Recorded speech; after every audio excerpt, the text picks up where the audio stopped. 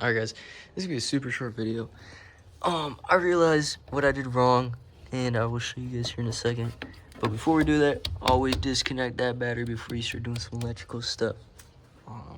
But basically on here, what I had done wrong was I had put the black and blue straight onto the old O2 sensor where that went, and that would be that one's the ground, so that would make sense as to why it's not sending any other reading other than the 1010, which would be 0 volts.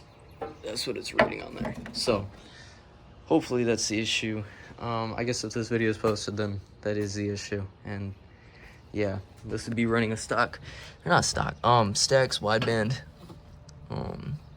with the Speedyefi or Tutor Studios.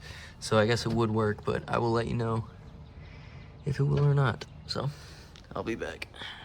All right, real quick, all I've done so far is undid my wiring harness mess that I made over here, and I got the O2 sensor unplugged, and it's all taken apart, which I just kind of lost that there. But so all we're gonna do, this is the old O2 sensor wire. From my understanding, this would just go straight to the ECU. So I'll just take that out and then basically attach those two like that, and then it should tell the ECU. And then we'll take what we had on there, which was the ground, and we're just gonna extend that wire out and ground it over here, where we also grounded our gauge itself, because I thought that was gonna tell it to communicate there, but it's all good. Everything should work after that. And here's what we got. We got a bunch of different connectors, some extras in case it's needed, some more heat shrink stuff, some extra wire to extend those wires, and a little grommet because I didn't throw one of those into the firewall. So, yep.